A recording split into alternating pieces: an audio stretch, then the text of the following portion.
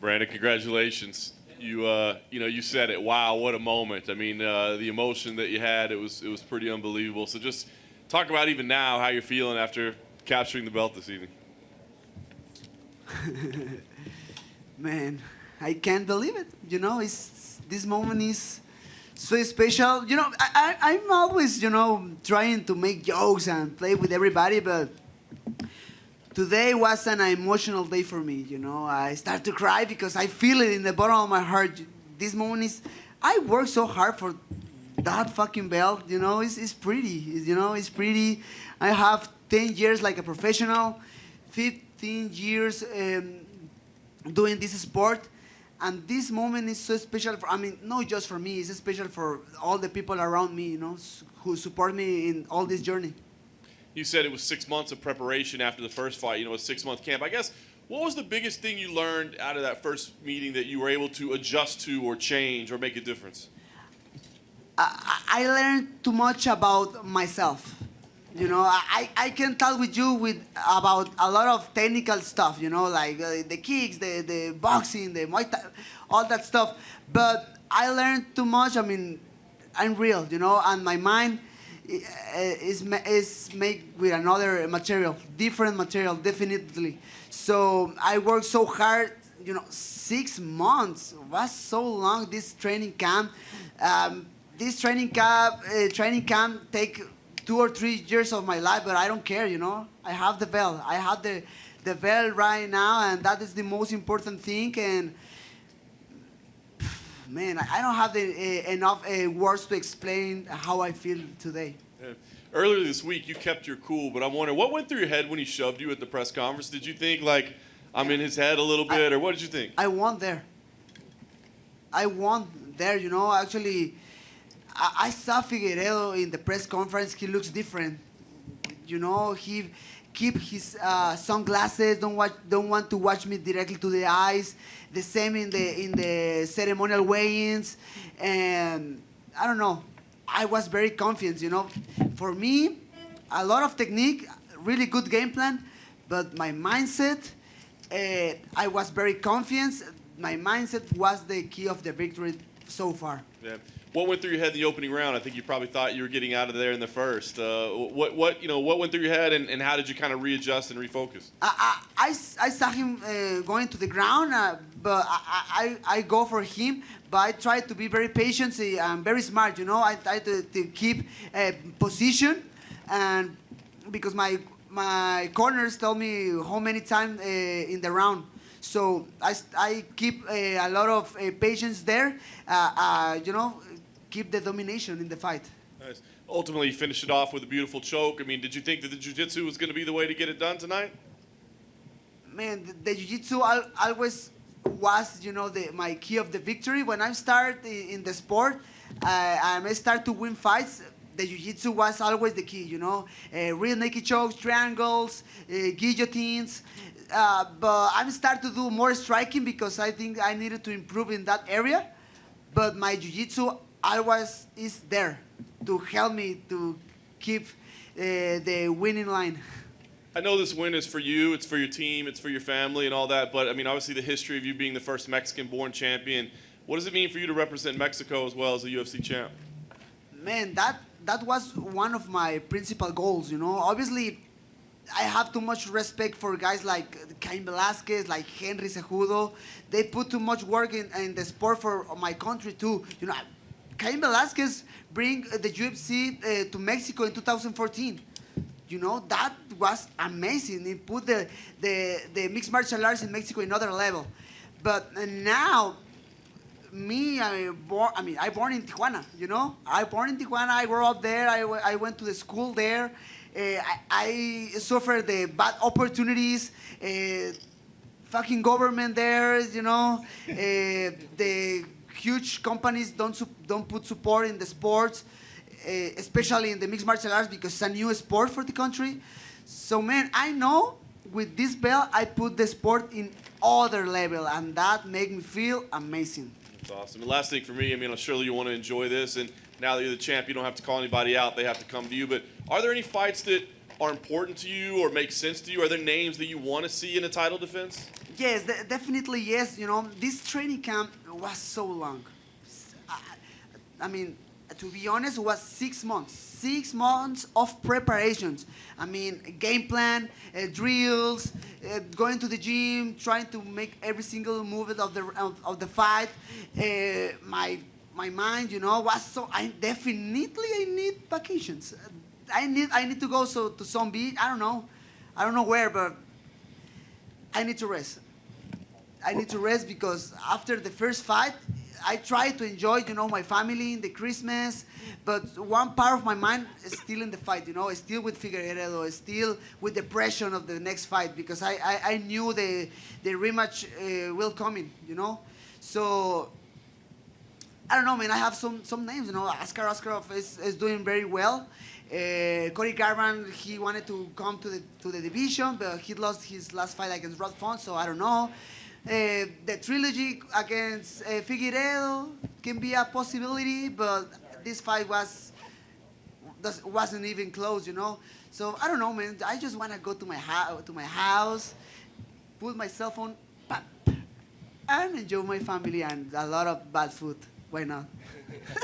Brandon over here. Physically, how did Deiveson Figueiredo feel in there compared to your first fight? Man, we need to be honest. He cut too much weight. I think it's unnecessary. You know, this sport is so hard because you cut weight because you want some advantage in the fight. You know, you want to feel stronger. You want to feel with more energy than your opponent. But man, we saw actually the embedded. You know, Figueiredo crying after make weight. Very dramatic in the last minute of the time. I think it's unnecessary, but obviously it's not my decision. It's decision of his team and him. Sorry. What did you two say in the octagon after? Look, he came over and put his arm around you. He lifted your arm up. You guys talked after Davidson tonight. What did you guys talk about in there? He's speaking Portuguese, to be honest. So I don't know. But man, he was very respectful, and I knew that the guy, he tried to put some special flavor in the fight, you know, trying to be the bad guy, but that doesn't work with me, you know. My mindset is different. So the guy is a father as me, you know. He has a family, he has a wife, a daughter. So the guys are nice people. Just sometimes he tried too much to be the bad guy, but sometimes it's not necessary. He's a respectful guy, and I really appreciate it. And finally, looking at through Twitter, fighters like John Jones, Daniel Cormier, Jorge Masvidal, they're all praising you on Twitter. Nate Diaz was just in here, and when we asked about you, he started to clap and said it was an awesome fight, and he's really happy for you winning your title. So what does it mean that your fellow fighters, people that you watched growing up, are praising you? It's a dream come true. I'm not very huge fan of all these guys, you know. Imagine that, you know. Actually, I had photo. Friends in Ghana come with me. Can I take a picture and just engage you? Can I take a picture with man? I want a picture with them, you know. So man, this is a dream come true, and I really appreciate it. All these guys like my work, and I love it. Brandon over here. Congrats, champ. Thank you. Would it be safe to say that you came in the first fight, you thought you could win, but you came in today, you knew you could win? Sorry again? Your mindset from the first time to the second time, like you thought you could win, but it seemed like this all week, it said you walked around with that swag like you knew you were gonna win because you were bullying the bully. Yeah. So, good one. First of all, my mind is very strong, you know. Because I had very bad moments in my life, you know. For example, I don't know, 2018, I hate that year of my life. It was horrible. I lost 2 fights in a row. UFC released me to the company. I start to, you know, I need money, I need everything, problems, my surgery of my daughter.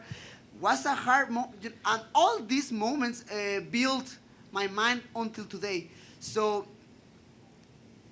in the press conference, he pushed me. Figueiredo pushed me, but my mind was in the correct way, you know. My mind was always focused on what happened, you know. Like, I don't care. You can push me 100 times if you want, but that nothing changed. I'll be the next flyweight champion of the world, and I'm the best, you know. I have a lot of memories with Rose Namajunas. That was a special moment for me, you know, because she was an underdog against Joanna, and she was an underdog against Whaley. And I remember that moment when she started to say to themselves, like, I'm the best, I'm the best. Like, that was like, wow. You need to believe that, you know. And my mind is building with another material, definitely. Have any Mexican combat stores reached out to you, like Julio Cesar Chavez Sr. or Canelo or any of them? And do you inspire to get to that level? Because these guys get a lot of love. When they show up to any boxing fight, people go crazy. You inspire to get to that level, but bring it to the MMA side? Man, obviously in Mexico we have a huge culture, a huge history in the boxing, you know, in combat sports in general, but definitely in boxing. Right now it's Canelo Alvarez, but before was Julio Cesar Chavez. My favorite boxing fighter is Juan Manuel Marquez. I love, for example, the fight against Katsidis. I love that matchup. So this is mixed martial arts. You know, it's a new sport. I mean, for the world. Even for the world, it's a new sport. Imagine for my country, for Mexico. So I'm doing the correct things to put the mixed martial arts in other place, and I'm making history, you know. Right now, the guy from Tijuana, the kid from Tijuana is the champion. So I love to start to think I'm part of the history of the sport tonight. And something that has to do with fighting, but has to do with your life. You're very proud for being from Tijuana. Canelo's talked about he moved to San Diego because once he started winning, his family became a target. Is there anything now that your name's out there and people know who you are, do you think you might have to move across the border, something that we don't have to deal in the States, but you have to deal over there in Mexico?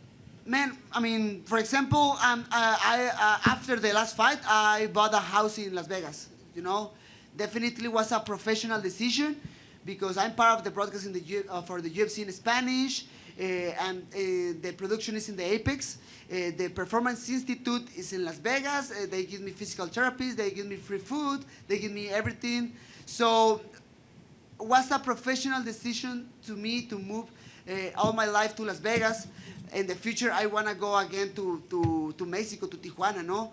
But right now, I need to live there for my family.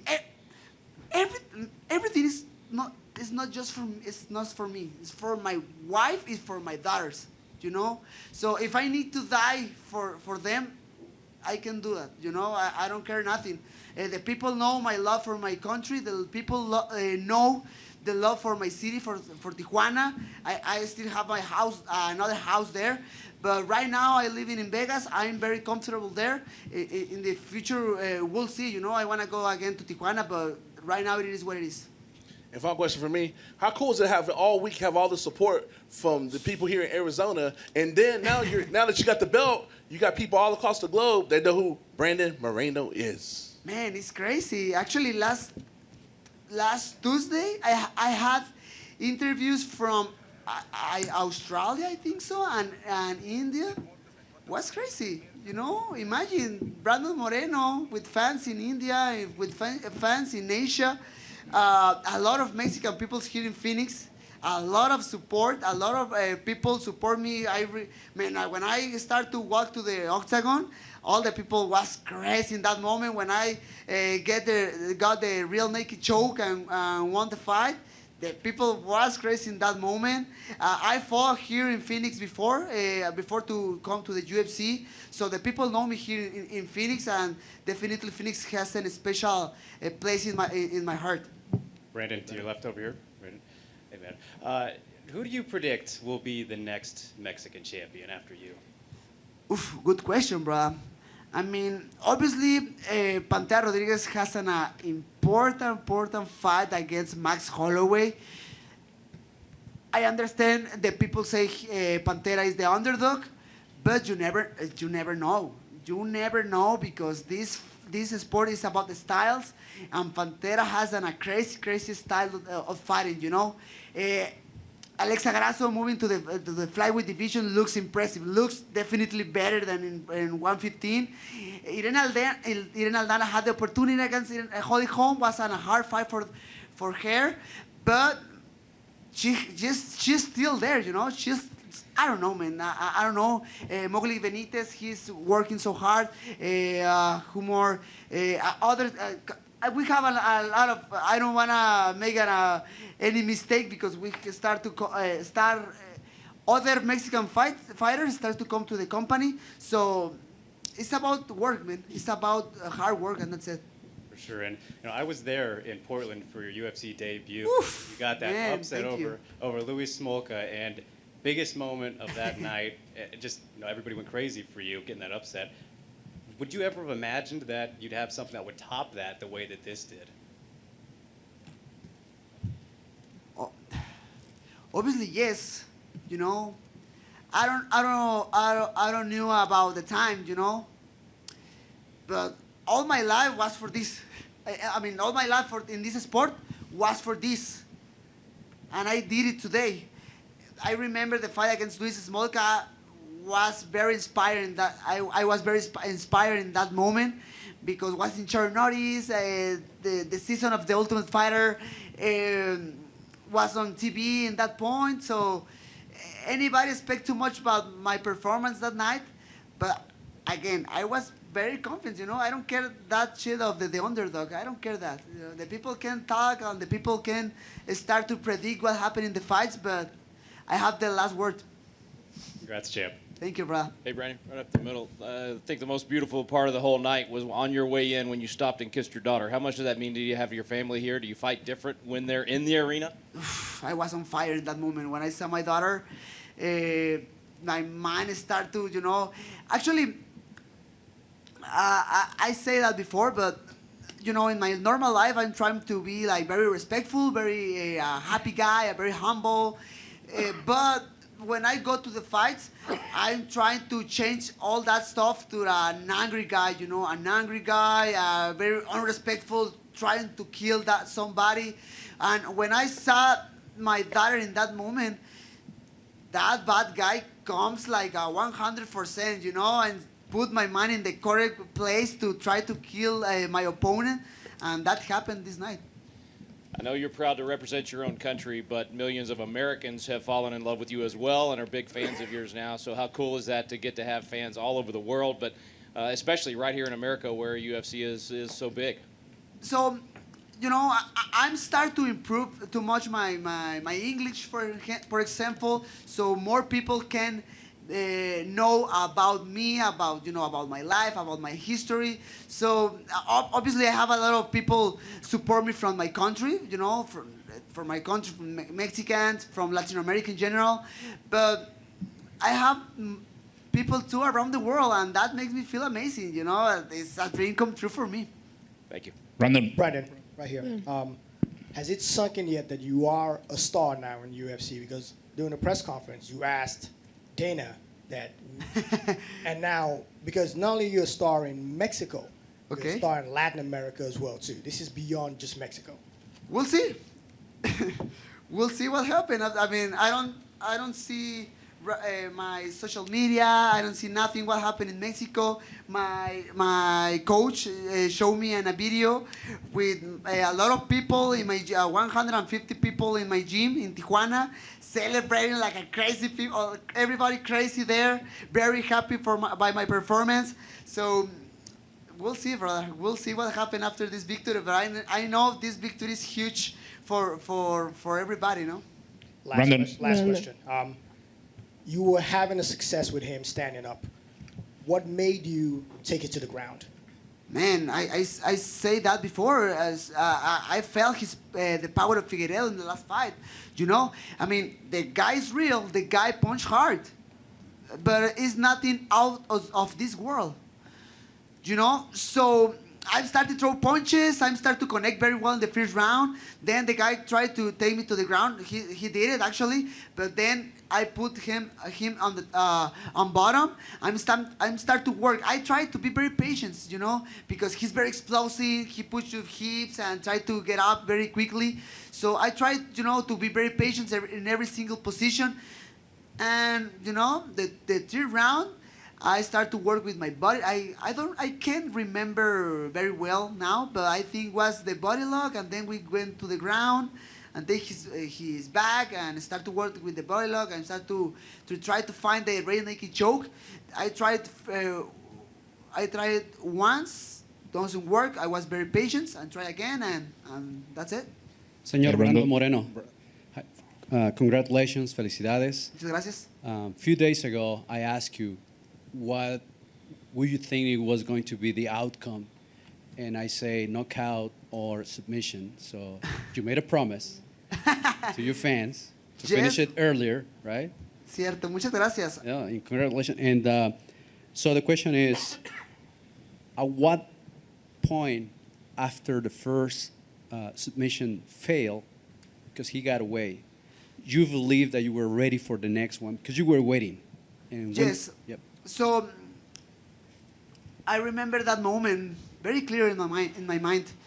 I knew I was won the first and second round. So for example, in other fights when I'm started in the UFC, for example, if I was very frustrated if the first submission, if I don't get the first submission, you know, but now I have too much experience. You know, I'm very young. I have 27 years old, but I have too much time in this sport. I have too much experience. So I get the body lock, and I say, I mean, if I don't get the submission, I can control him here, spend some minutes here, punch in the back, and still win, keep winning the fight. And I did it. I tried first. I can do that in that moment. Try it again. And that's it. Gracias, campeón. Felicidades. Brandon, una última pregunta. Perdón, primeramente, felicidades, paisano. Pusiste el nombre de nuestro país en alto en UFC. Tenías a la gente bailando, riendo, gritando y hasta llorando, de toda la noche. Hubo un momento que estabas en el suelo, la gente se encendió y gritaba, México, México, Moreno, y el famoso dicho, sí se puede. ¿Cómo te sentías ahí en ese momento? Increíble. Y ¿sabes algo? O sea, lo dije con Joe Rogan y lo quiero volver a decir todas las veces que se me sea permitido. O sea, yo vengo de un país en el cual muchas veces nos decepcionamos, ¿no? Porque se escucha mucho el sí se puede, y sí se puede. Y muchas veces nos quedamos cortos y no se logra, no se pudo. A veces nos dan carrilla, nos dicen, no, pues no se pudo. Y digo, y todos bien frustrados y tristes. O sea, no sé qué vaya a pasar el próximo año, no sé qué vaya a pasar mañana, el próximo mes. Lo único que sé es que, o sea, le regalé la alegría a mi gente y les quería decir que hoy sí se pudo. Hoy sí se pudo y eso es increíble. Brandon, Terrible Morales, Jaime Munguía, Rey Misterio, son algunos tijuanenses que han puesto tu ciudad en alto. ¿Qué te sientes por sumarte a esta lista de personajes que han entrado en que han roto, ¿no?, ese nivel, sobre todo de Tijuana y bueno, para todo México? Mira, la verdad es que, o sea, ya lo había dicho anteriormente, o sea, tenemos una cultura del deporte de contacto muy grande en México, especialmente en el boxeo. O sea, tenemos infinidad de campeones, ¿no? O sea, el Terrible Morales es uno de ellos. También, por ejemplo, o sea, Rey Misterio es un histórico en la lucha libre. Artes marciales mixtas. Hablando de artes marciales mixtas, todavía nos falta camino por recorrer. Yo lo opino así, pero como comentaba anteriormente también, o sea, Caín Velázquez puso el deporte en otro nivel cuando lo llevó a México en 2014. Ahora Brandon Moreno teniendo el cinturón y llevándolo a México y representando completamente los colores, yo, o sea, sé en el fondo de mi corazón que acabo de poner el deporte en otro nivel y es parte del camino y es parte de lo que quiero hacer, ¿no? Que cuando me retire, o sea, la gente sepa quién es Brandon Moreno y estar plasmado en las calles de Tijuana y en México en general. Brandon, right here. Hello, brother. What's up? So you mentioned it earlier. So you came to the UFC. You got released in 2018. You fought your way back. Now you're champion. For any fighter that has been recently released, what's your message to them? Man, never give up. Sounds easy, you know. Sounds very, very easy. Never give up. You know, the images from social media. You know, the inspirational photos you watch. In some point, it's easy. Never give up. Obviously, the sacrifice, the discipline, that hard moments when you feel like very, very bad and you still you keep going. I mean, if you go out of the UFC, it's not the end of the way.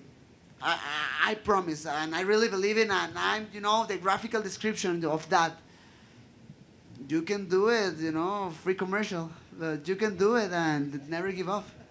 Congrats. Awesome. Thank you. Love you guys. Thank you so much for everything. I need to eat something. I'm so hungry. I need that pizza.